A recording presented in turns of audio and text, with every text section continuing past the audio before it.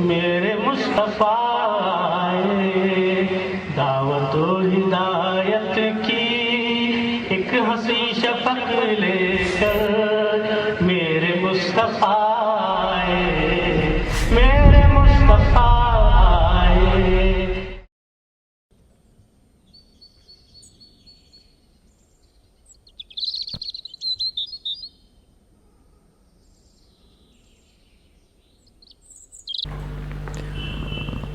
بسم اللہ الرحمن الرحیم۔ ناظرین السلام علیکم ورحمۃ اللہ وبرکاتہ۔ سیدھی بات چینل کی ادبی پروگرام فکر و فن شعر و سخن میں آپ کا خیر مقدم ہے۔ میں ہوں عزیز بیلگامی اور فکر و فن شعر و سخن کی قسط 96 کے ساتھ آپ کی خدمت میں حاضر ہوں۔ ناظرین، اس بات سے آپ کو ہم نے پہلے بھی واقف کرایا تھا کہ ہم نے کرچی نامی ایک چھوٹے سے نیک نام گاؤں میں آنکھیں کھولی تھیں، لیکن 6 دہوں کے گزر جانے کے بعد اسے اب شہر کہا جانے لگا ہے، اور فی الواقع اب یہ شہر بن بھی گیا ہے۔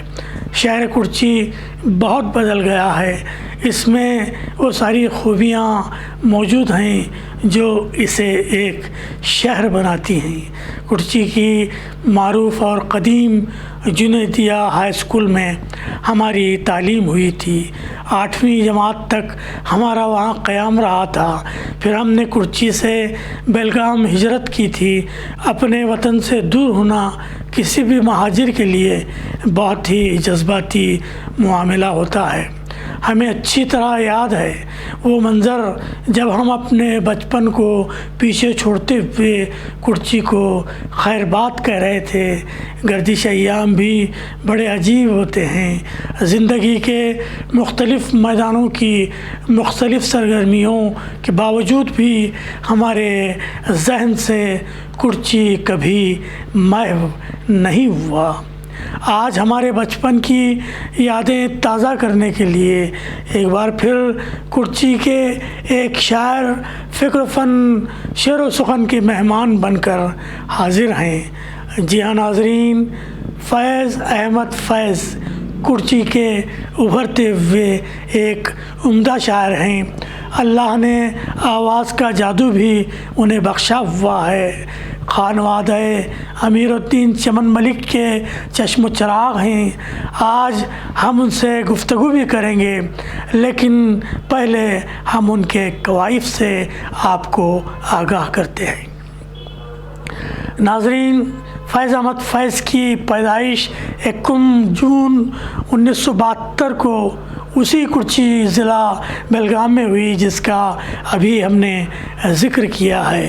انہوں نے ابتدائی تعلیم گورنمنٹ اردو ہائی اسکول کرچی میں اور سیکنڈری تعلیم جنیدیہ ہائی اسکول میں حاصل کی۔ پھر کرچی کی بی شنکرانند کالج میں BA کی ڈگری حاصل کی۔ کرناٹک یونیورسٹی دھارواڑ سے MA بھی کیا۔ اپنی معاشی زندگی کا آغاز انہوں نے شیخ مخدوم کالج سے کیا۔ اس کے بعد مہاراشٹرا میں ایک D.Ed کالج میں اپنی خدمات انجام دیں۔ گورنمنٹ ہائی اسکول بھی ایک مرحلے میں ان کا معاشی پڑاؤ بنا۔ فی الحال وہ جنیدیہ گرلز کالج میں پرنسپل کی حیثیت سے اپنی خدمات انجام دے رہے ہیں۔ کرچی کی اردو فضائیں انہیں شاعری کی طرف راغب کی تو ایک لمحہ ضائع کیے بغیر انہوں نے شاعری کی تخلیق کے لیے اپنا قلم و کرتاس تھام لیا۔ نعت ان کا خاص میدان مشق سخن رہا ہے۔ وہ غزل کی تخلیق کا بھی خاصا تجربہ رکھتے ہیں۔ اپنا کلام اپنے دل نشین ترنم میں پڑھتے ہیں۔ حب الوطنی کے گیت بڑے شوق سے لکھتے ہیں۔ عصر حاضر کے جلتے ہوئے مسائل کا احاطہ کرنے والا کلام بھی انہوں نے تخلیق فرمایا ہے۔ ماں کو موضوع بناتے ہوئے کئی جذباتی منظومات रसूमात भी लिखी हैं। उनकी तालीमी सरगर्मियों को देखकर कुर्ची इलाक़े के MLA ने उन्हें कुर्ची इलाक़े के एजुकेशन कोऑर्डिनेटर की ज़िम्मेदारियां भी सौंपी हैं। दिलचस्प बात यह है कि उन्हें मौसीक़ी से भी लगाव रहा है। इत्तेफाक की बात है कि हम भी बचपन में कुर्ची की गलियों में बांसुरी बजाते फिरते थे और इस पर बजाई जाने वाली धुनों को सुनकर लोग मबहूत रह जाते थे। बहरकैफ फैज़ साहब ने ख़ास तौर से एक क़व्वाल की हैसियत से भी कई शहनशीनों की शान बढ़ाई है। अपनी आवाज़ का जादू स्टेज शो के ज़रिए से भी खूब चलाते रहे। आइए हम फैज़ साहब से बातचीत करते हैं, लेकिन ये 4 मिसरे उनकी नज़र। अर्ज़ करता हूँ, फ़िज़ाए कुर्सी से यूँ फैज़ याब हुए, फ़िज़ाए कुर्सी से यूँ फैज़ याब हुए, कलम को थाम लिया इल्म फ़न का बाब हुए, कलम को थाम लिया इल्म फ़न का बाब हुए। खुदा ने बख्शा है उनको वो लहन दाऊदी, खुदा ने बख्शा है उनको वो लहन दाऊदी कि जिससे शहर में आवाज़ इनकलाब हुए, कि जिससे शहर में आवाज़ इनकलाब हुए। मोहतरम फैज़ अहमद फैज़ साहब, बज़्म फ़िक्र फ़न शेर व सुख़न में आपका खैर मक़दम है।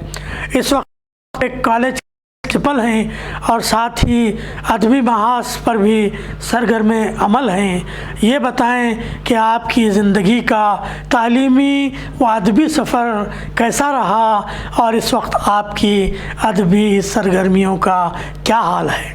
अस्सलामु अलैकुम व रहमतुल्लाहि व बरकातुहू। बिस्मिल्लाहिर्रहमानिर्रहीम।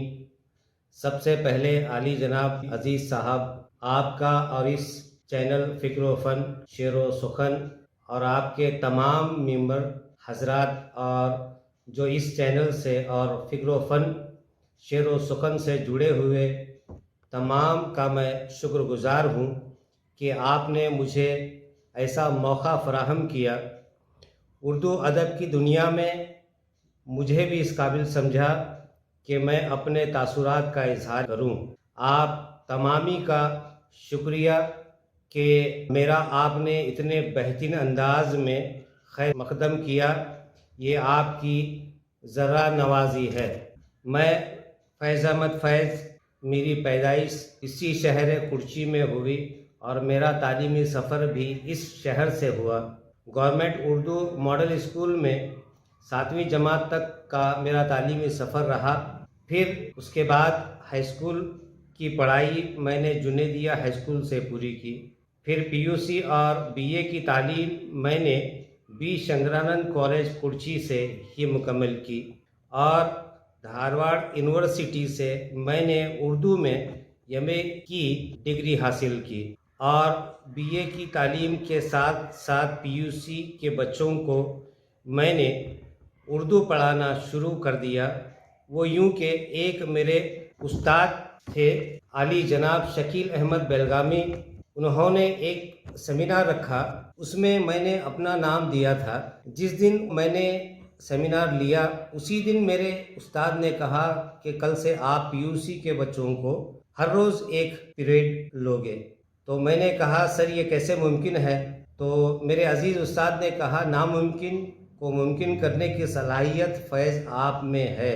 आप मेरी बात मानो तो कल से क्लास लो। मैं आज कुछ हूँ तो सिर्फ़ और सिर्फ शकील अहमद बेलगामी की वजह से हूँ। अगर उस दिन मेरे उस्ताद मुझे ये हौसला न देते तो शायद मैं आज आपके सामने बैठकर इतने बड़े चैनल पर, जो दुनिया भर में छाया हुआ चैनल है, इस चैनल पर मैं आज इंटरव्यू देने के काबिल नहीं होता। मैं आपके चैनल के ज़रिए मैं अपने उस्ताद का शुक्रिया अदा करना चाहता हूँ। मेरा ही लिखा हुआ एक शेर है कि करम अल्लाह का नज़र करम सरकार की, दुआ माँ बाप की अता उस्ताद की। और यूँ भी मैंने और एक शेर कहा है کہ اساتذہ کی محبت بھی عجیب ہوتی ہے، انہی سے عقل سلیم ہوتی ہے، ان کے زیر سائے زندگی گزارنا، یہ دولت سب کو کہاں نصیب ہوتی ہے۔ فیض صاحب، آپ جب کرچی کے پس منظر میں گفتگو فرما رہے تھے تو میرے بچپن کی یادیں بھی ساتھ ساتھ تازہ ہو رہی تھیں۔ کرچی کو بھولنا میرے لیے یقیناً مشکل امر ہے۔ کرچی جیسے دور افتادہ مقام پر آپ کی شاعری کی جانب کیسے توجہ ہوئی اور کن ادبی شخصیات سے آپ متاثر رہے؟ یہ بھی کرم میرے استاد شکیل احمد بیلگامی کا ہے، اور یہ سوال بہت خوب ہے آپ کا۔ ہوا یوں، میرے استاد شکیل احمد بیلگامی کو شاعری سے بڑی محبت تھی، اور آپ شاعر نہیں تھے، لیکن جب کبھی کلاس میں پیریڈ ہوتا تو ایک کلاس میں کم سے کم 10 یا 15 اشعار کہتے۔ پھر کچھ دنوں کے بعد آپ کہنے لگے کہ فیض چلو آج ہمیں ایک شاعر سے ملاقات کرنی ہے۔ تو میں نے کہا کون شاعر اور کیوں ملنا ہے؟ تو آپ نے کہا آپ ہی کے شہر کے شاعر ہیں جن کا نام عباس احمد جنیدی ہے، اور ان کے پاس اب ہم دونوں ہر روز جائیں گے اور شاعری کے فن کو ان سے سیکھ لیں گے۔ تو میں نے کہا چلو ٹھیک ہے، تو ہم ان کے پاس گئے۔ میں عباس جنیدی کو پہلے سے جانتا تھا، مگر اس فن کو لے کر کبھی ہم دونوں کے درمیان کبھی بات نہیں ہوئی تھی۔ بہرکیف ہم جب گئے تو انہوں نے ہمیں روزانہ کا ایک وقت دیا اور کہا کہ ہر روز آ جائیے گا۔ میں اور میرے استاد 1 سال تک عباس جنیدی کے پاس جاتے اور ہر روز کچھ نہ کچھ سکھاتے تھے۔ 1 سال کے بعد حیران کرنے والی بات یہ رہی کہ میں نے اشعار لکھنا شروع کر دیے، اور میرے استاد جو صرف اپنے ساتھ اس لیے لے جاتے تھے کہ روزانہ بغیر وہ میرے کہیں اور آیا جایا نہیں کرتے تھے، اور میں بھی ان کو چھوڑ کر کہیں اور جاتا نہیں تھا، اور جو بھی سکھاتے تھے سر کو میں سامنے بیٹھ کر سب دیکھتا کہ کیا ہے، کیسے سکھاتے ہیں، کیسے یہ فن ہوتا ہے، اس کو میں دیکھتا پھر سنتا۔ اور میں نے 1 سال کے بعد کچھ اشعار لکھے، میرے استاد کو دیے، تو میرے استاد نے کہا ماشاءاللہ اچھے اشعار ہیں، کس کے اشعار ہیں؟ تو میں نے کہا میں نے لکھے ہیں اور میرے اشعار ہیں، اتنا کہنا تھا۔ تو میرے استاد نے مجھے گلے لگایا، مبارکباد دی اور کہا سیکھنے میں تو آ رہا ہے، لکھنے میں تو آ رہا ہے۔ مبارکباد دیتے ہوئے کہا چلو کم سے کم میرا شاگرد تو پوری طرح سے شاعر بن گیا ہے۔ چلو 1 سال کا نتیجہ اچھا نکلا، اور وہ بھی استاد عالی جناب عباس جنیدی نے کہا کہ شاعری سیکھنے کا فن نہیں ہے بلکہ شاعر پیدا ہوتے ہیں، یہ قدرتی فن ہوتا ہے، اور جس میں قدرتی فن ہوتا ہے اسے زیادہ لکھنے کی سیکھنے کی ضرورت نہیں ہوتی ہے بلکہ اصلاح کی ضرورت ضرور ہوتی ہے۔ میرے شعری سفر کے استاد علی جناب عباس جنیدی رہے ہیں، میں ان کا بھی شکریہ ادا کرتا ہوں۔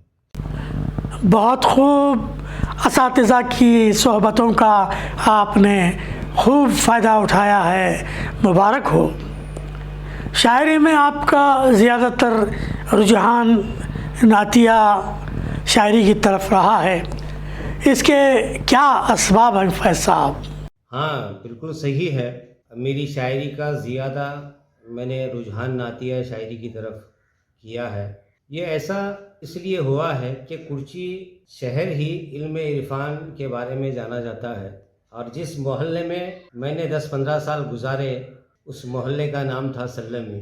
سلمی یہ وہ شخصیت کا نام ہے جن کی شاعری آج کرچی شہر میں جب کبھی محفل سما ہو تو سلمی صاحب کے کلام پڑھے جاتے ہیں۔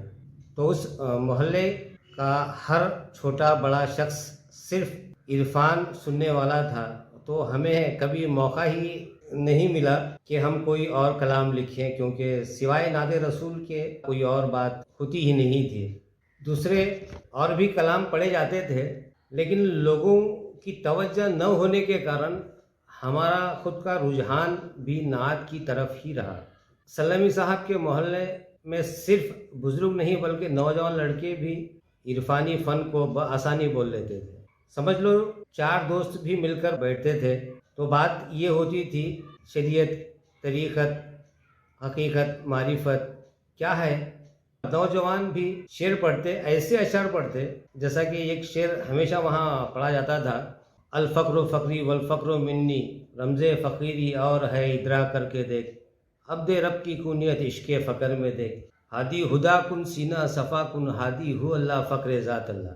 اب آپ سمجھ سکتے ہیں کہ میں اس ماحول میں رہ کر سوائے نعت لکھنے کے میرا بھی خیال بالکل دوسرا، لکھنے میں منع کرتا رہا۔ جس حقیقت کی طرف آپ نے اشارہ فرمایا ہے اس کا میں بنفس نفیس خود شاہد ہوں۔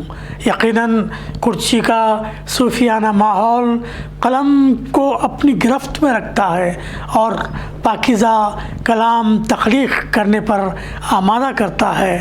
فیض صاحب، کیا یہ بات صحیح ہے کہ موسیقی سے بھی آپ کا شغف رہا ہے؟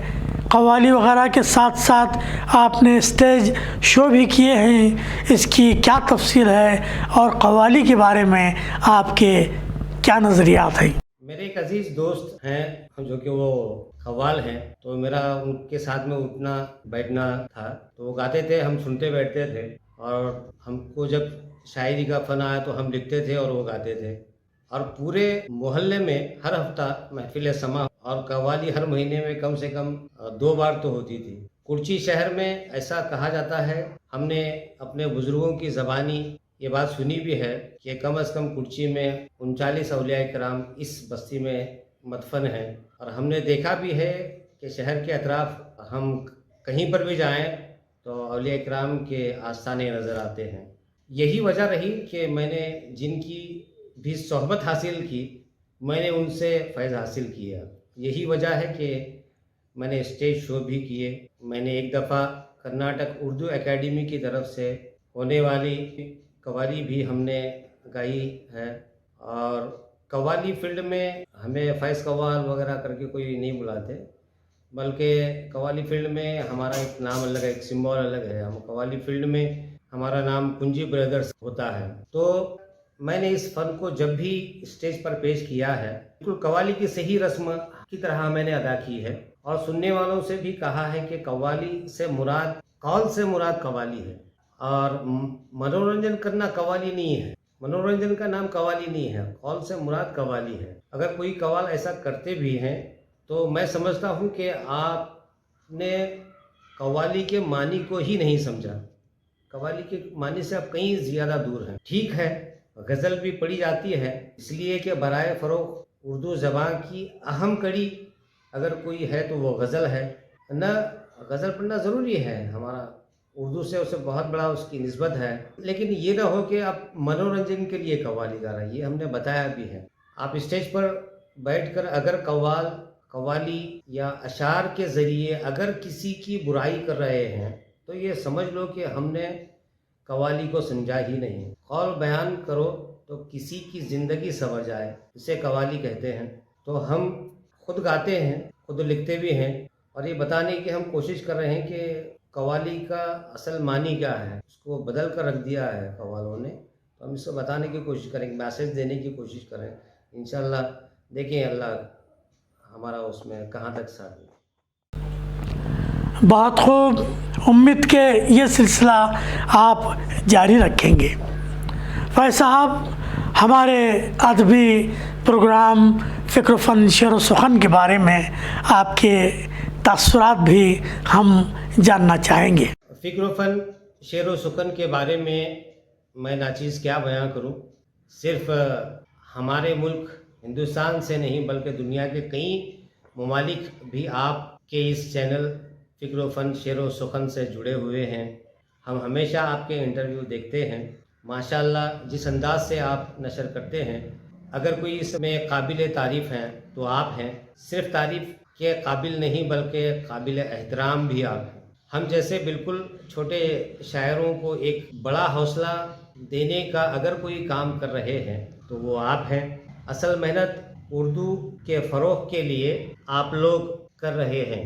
اس ادبی پروگرام میں مجھے بلا کر آپ نے میرے لیے شاید میری زندگی کے اس سفر پر آپ کا احسان رہے گا۔ آپ کا کام صرف تعریف کے قابل نہیں ہے جو چند سیکنڈ میں ختم ہو جاتی ہے۔ تعریف تو چند سیکنڈ میں ختم ہو جاتی ہے، ہو جائے گی، الفاظ ہوں گے، پھر چند سیکنڈ کے بعد میں تعریفیں ختم ہو جاتی ہیں، بلکہ آپ لوگ دعا کے حقدار ہیں۔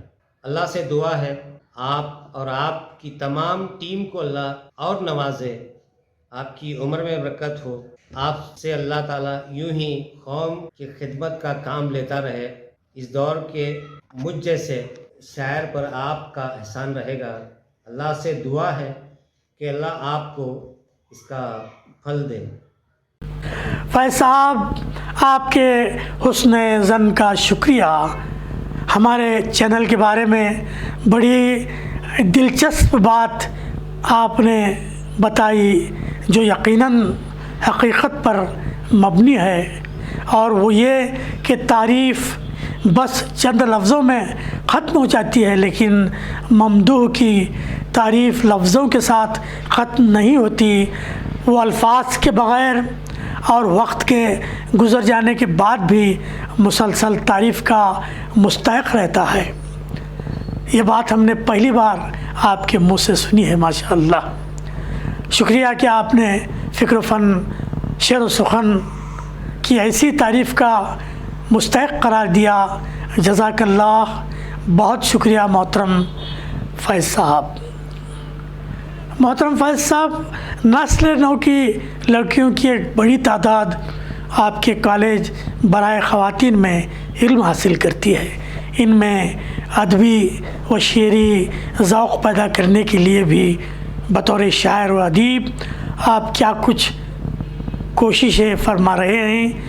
اس سلسلے میں آپ کا طریقہ کار کیا ہے؟ اس کے لیے بھی ہم کام کر رہے ہیں، کام شروع ہے اور اچھے سے کام ہو رہا ہے، لیکن طریقہ کچھ ہم نے تبدیل کیا ہے کہ ان تک اگر شعر و سخن یا اس فن کو پہنچانا ہے تو یہ ہوتا ہے کہ جہاں پر میں کالج میں پرنسپل ہوں وہاں لڑکیاں تمام جو ہے وہ کالج میں لڑکیاں ہوتی ہیں، اور آپ بخوبی جانتے ہیں کہ پی یو سی میں آنے کے بعد 5 سبجیکٹ جو ہے وہ انگلش میں ہوتے ہیں اور ایک ہی سبجیکٹ اردو میں ہوتا ہے۔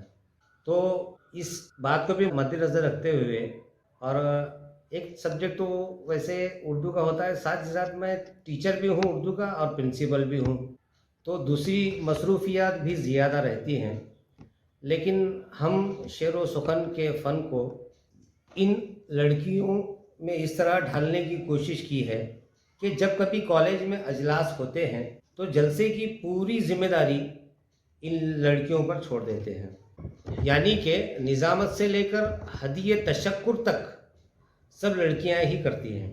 اس کام کو کرنے کی غرض سے لڑکیاں بہت ہی عمدہ طریقے سے جلسے کے تمام تقاریر خود کرتی ہیں، اور کرچی شہر میں جہاں بھی اسکول ہیں وہاں بھی یہ رسم ہے کہ جلسے میں نظامت سے لے کر ہدیہ تشکر تک سب تقریریں لڑکیاں ہی کرتی ہیں۔ لڑکے بھی ہوتے ہیں لیکن تعداد لڑکیوں کی زیادہ ہوتی ہے، خاص کر جنیدیہ ہائی اسکول جہاں میں کام کرتا ہوں، الگ سے کالج ہے لیکن وہیں پر سب سے بڑی جنیدیہ ہائی اسکول ہے، اسی میں ہم بعد میں آئے، لیکن 1949 کی جو بنیاد ہے وہ خاص کر ہائی اسکول سے یہ ہمارا ادارہ شروع ہوا ہے۔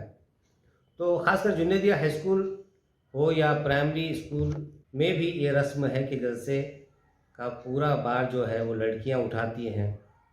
ویسے جنیدیہ ایجوکیشن سوسائٹی میں Urdu medium, English medium, Kannada medium, تمام میڈیم ہے، یہاں تک کہ کالج تک کی یہاں پر سہولت ہے، تعلیم ہے۔ اس کے ساتھ ساتھ جنیدیہ میں سب سے اہم کام جو ہوتا ہے وہ یہ کہ کمپیوٹر کی تعلیم کو بڑی اہمیت دی جاتی ہے، یہ بہت ایک اہم کام چلتا ہے، اور مجھے یہ بتاتے ہوئے بڑی خوشی ہوتی ہے کہ جنیدیہ میں پہلی کلاس کے بچے کو کمپیوٹر کی تعلیم دی جاتی ہے، تیسری چوتھی کلاس کے بچے اردو ٹائپنگ خود کرتے ہیں۔ ہماری جنیدیہ ایجوکیشن سوسائٹی میں کم سے کم 3500 طالب علم تعلیم حاصل کرتے ہیں۔ انشاءاللہ میں کوشش کروں گا کہ آنے والے وقت میں اور زیادہ شعر و سخن پر کام کروں، انشاءاللہ العزیز۔ بہت خوب، اللہ تعالیٰ آپ کو اس مقصد میں کامیاب فرمائے، آمین۔ محترم فیض صاحب، اب ہم آپ کی غزل بھی سننا چاہیں گے، ہمارے ناظرین کے لیے اپنی ایک غزل ترنم کے ساتھ عنایت فرمائیں۔ پیش خدمت ہے۔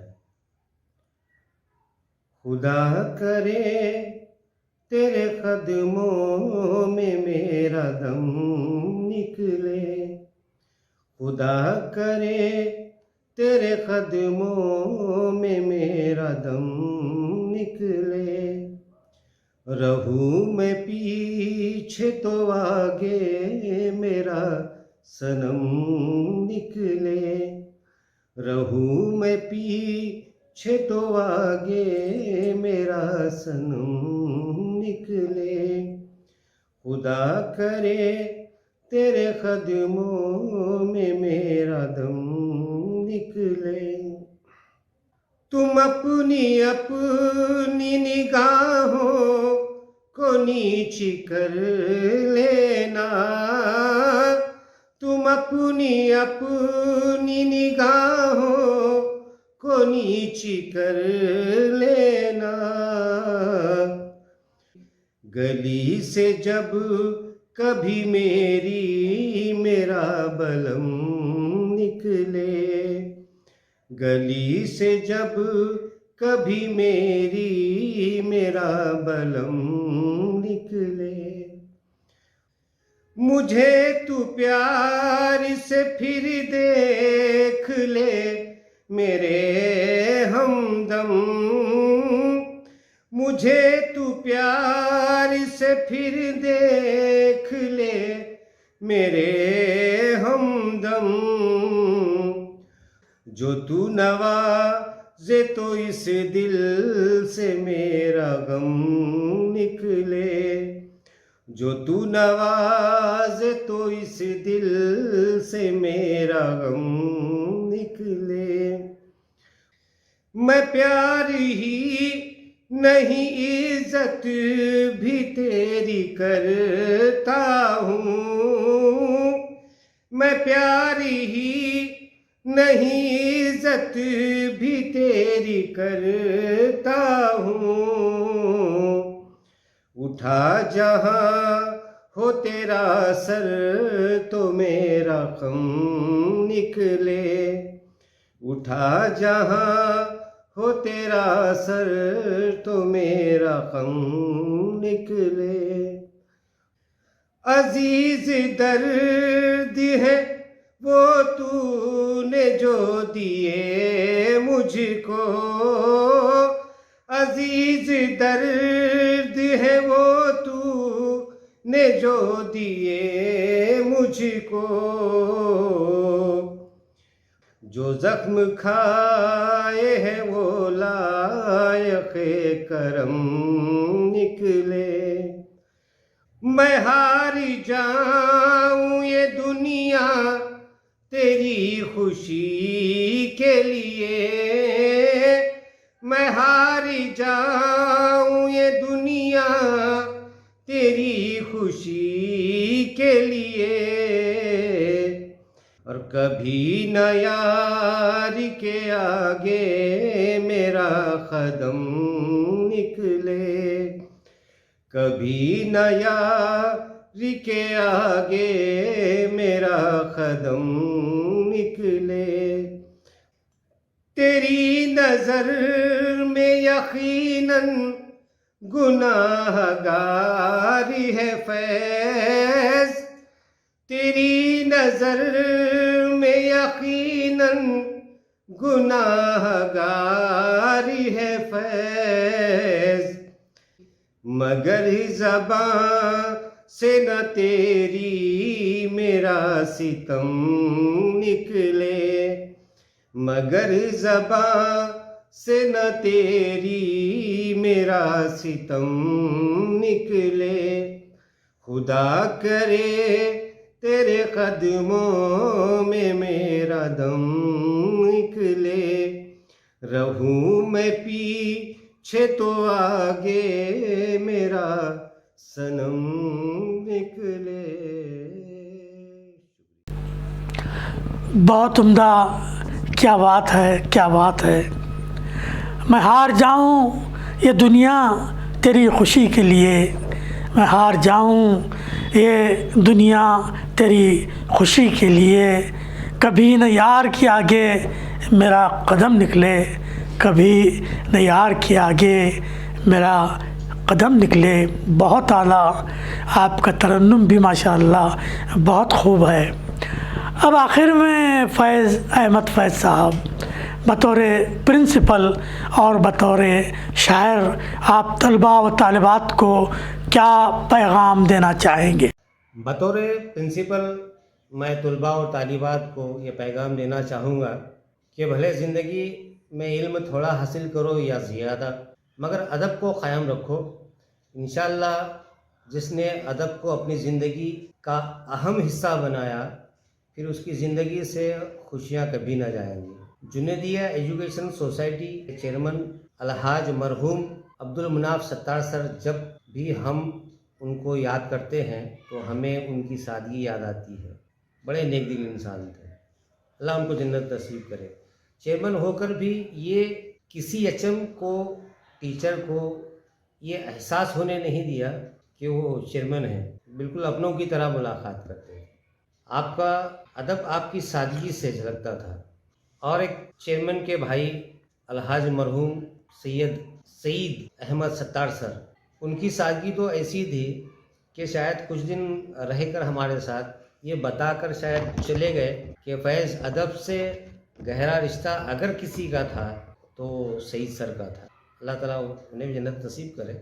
اب فی الحال جو چیئرمین ہیں الحاج اقبال احمد ستار سر، ان کو ہم ہی کبھی بولتے ہیں کہ سر چلیے گا، کلاس میں آئیے گا، دیکھیے گا کس طرح سے کلاسز ہیں، تو وہ کہتے ہیں کہ مجھے میرے اساتذہ اکرام پر پورا بھروسہ ہے، سر یہ ادب نہیں تو کیا ہے۔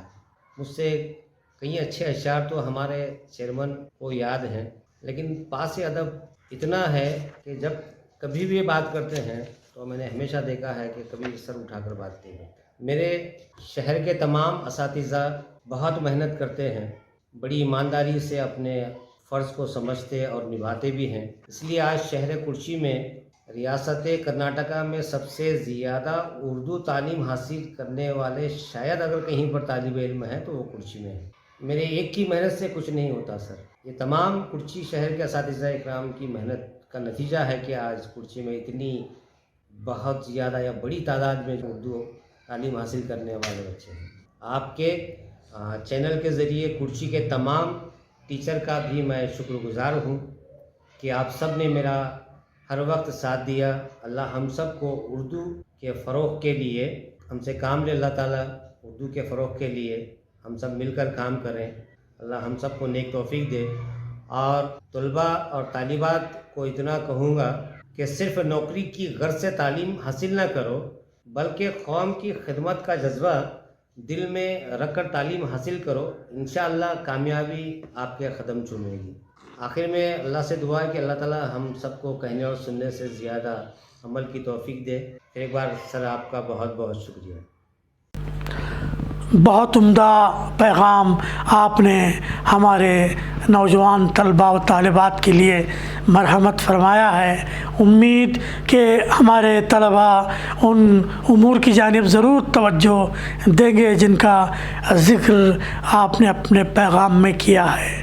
محترم فیض احمد فیض صاحب سیدھی بات چینل اور اس کے ادبی پروگرام فکر و فن شعر و سخن کی جانب سے ہم آپ کا شکریہ ادا کرتے ہیں کہ آپ نے اپنا قیمتی وقت فکر و فن شعر و سخن کے لیے فارغ فرمایا۔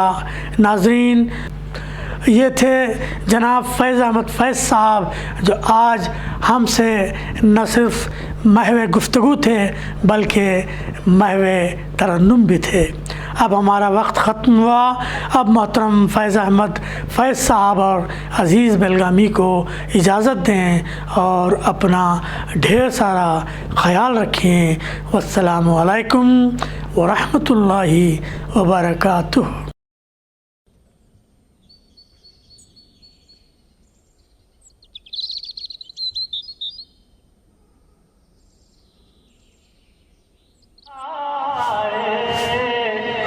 میرے مصطفیٰ دعوت و ہدایت کی ایک حسین شفق لے